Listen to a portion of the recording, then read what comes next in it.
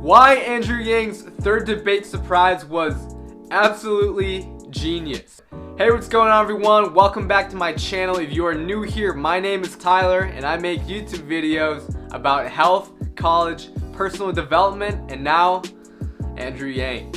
Yes sir, as you can see on the shirt I'm wearing right now, I'm Yang Gang.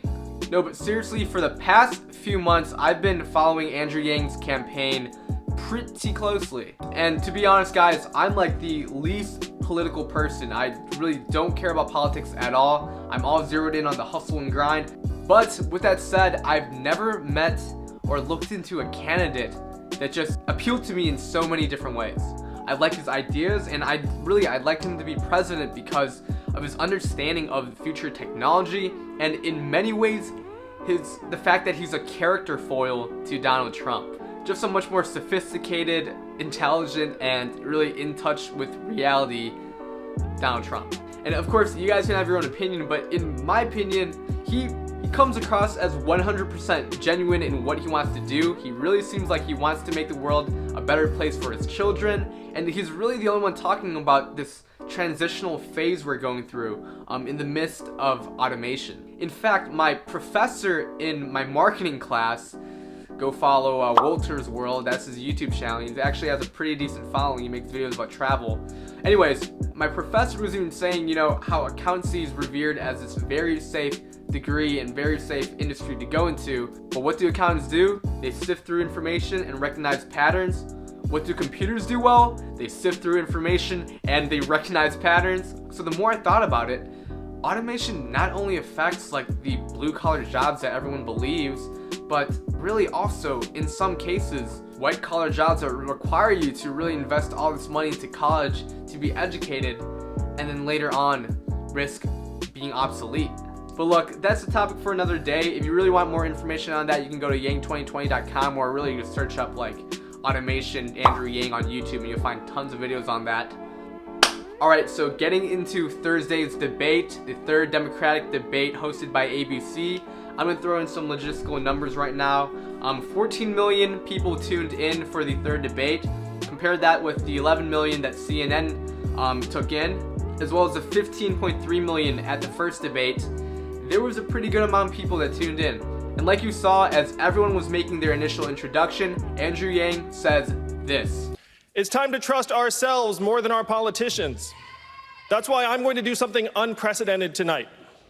My campaign will now give a freedom dividend of $1,000 a month for an entire year to 10 American families, someone watching this at home right now.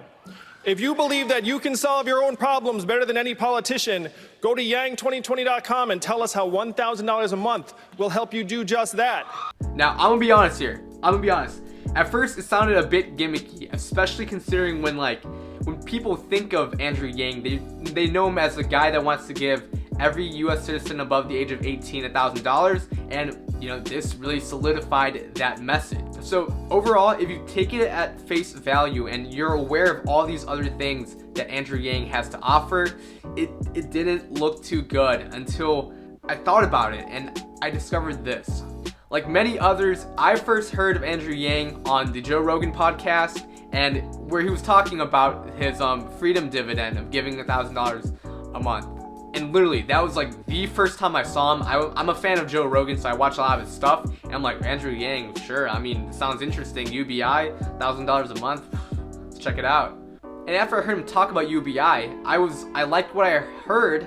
So then I started watching the other JRE clips on him talking about automation, him talking about where the future is headed. So automatically that got me really curious. So I just started looking into him some more.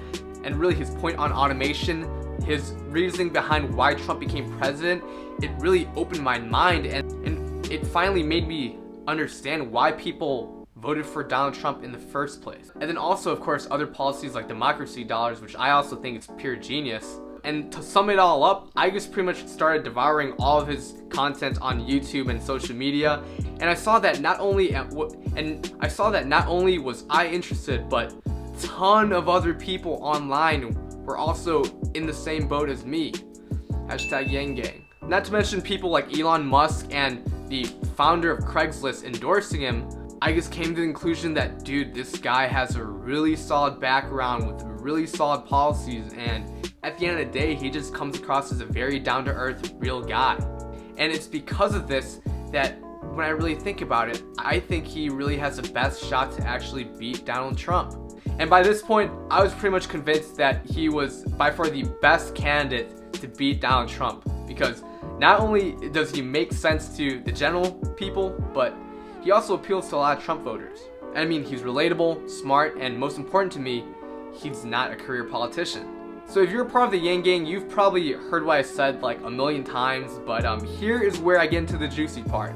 So this is why I think Andrew Yang's third debate surprise was pure genius. So pretend that I'm like some old dude that has never heard of Andrew Yang before, and I'm just tuning in at the debates. I hear that he's giving out 10 freedom dividends to people who enter his contest on yang2020.com, and I'm like, what the heck, let me see what this is all about. So picture this, now I'm on his website and I'm entering my information, trying to think about all the things I could do with this $1,000 a month, like paying off my student debt, buying all this food, maybe a pair of new sneakers or something. And now, rationally, I'm like, hold up, this is a contest, like the chances of me winning are pretty slim. But hold on, if he becomes president, then I don't have to rely on some stupid contest to allow me to get $1,000 each month for a year. In fact, it's gonna be for the rest of my life. So now I'm thinking, maybe this freedom dividend idea, it really isn't so bad. And since I'm on his website, I might be like, freedom dividend, I'm gonna read about him some more. Let's see what else he has to say. And then from there, of course, we have democracy dollars, his take on automation, his point on how the economy currently values stay-at-home moms in America. And essentially, because he has 10 times more substance than any other candidate out there, like the millions of other people that have followed my footsteps, I'm convinced, #Yang Gang. See, the main thing about Andrew Yang is that not enough people know about it. So this gimmicky surprise that naturally just gets everyone's attention, because who wouldn't want to enter in a contest to win money? It is literally the best shot he has at getting his word out there, because obviously, as you know, in the debates, they're not going to let him talk. And it's pure genius because these aren't tech-savvy people. These are people just tuning into a Democratic debate that are all of a sudden on his website and have the opportunity to read more about him and really convince themselves. But wait, there's more. A lot of you guys out there aren't aware of what happens when you decide to type in your name, email, and zip code into that form. And as a digital marketer myself, I will tell you. First, your information is stored in a database that Yang's campaign now has access to. From there, they can send you emails or user information to find out more about their target demographic. So now that they have this audience coming from the debate, they have a better understanding of the types of people interested in this contest. So think about the people that are tuning into his debate from hot, warm, and cold. So since he used a mass appealing contest to get everyone's information, likely the people that are entering his contest are a mixture of hot to warm people, because now they're actually interested in receiving this money, and now this warm audience is more predisposed to reading more about Andrew Yang. And what exactly is that? That's building awareness. And likely he's probably separating the people entering this contest from the people that have donated or bought merch from him in the past. But here's the really powerful part. So Yang's campaign can use the data that they collected, data of all types of people that were tuning into the debates. They can take this data and use Google, Facebook, and Instagram to essentially put his face in front of all those people. And not only the people that actually signed up for this contest, but people that are similar to those that signed up to this contest. So now they're able to even reach more people that they wouldn't have been able to reach before. Lululemon now has the option to also put those ads in front of people that are similar to you. And guys, as a digital marketer, I cannot stress this enough. This is super powerful stuff, and this is greatly gonna spread his message in the long term. Alright, so now that I made it clear that his contest was a pretty great idea, I'm gonna give some of my critiques. So this critique is mainly about the funnel he created for the contest. So when you go on yang2020.com, you immediately see the contest entry form. You type in your information, you click submit, and now what happens? Well, you're prompted to a donation page. And I get it, they constantly need to be raising funds in order to fuel their campaign, and especially this contest is gonna take a big chunk. It's gonna take $120,000 away. But the problem I see is really a missed opportunity. So instead of sending people directly to a donation page, I believe that a much more compelling funnel would have sent them to a thank you page with more information on Yang's policies, the freedom dividend in general. He can get into automation, he can get into all sorts of things and really just furthering his message. Because you need to remember, all types of people outside of just the Yang gang are entering this contest. You're essentially taking traffic from television onto your website, and I think not including an information page built into the contest funnel was just a huge missed opportunity. And I know, like, since they already have this information, they can retarget these people on Facebook, Instagram, on social media in general and everything. And also a certain population of people are gonna click back and then like check out his website and read more into his policies. But as best practice, I think getting that information out immediately in front of them without having people that enter the contest do anything else would have been the best choice, and it would have led to the most effective use of that audience. But with that said, that's my take on why Andrew Yang's third debate surprise was pure genius.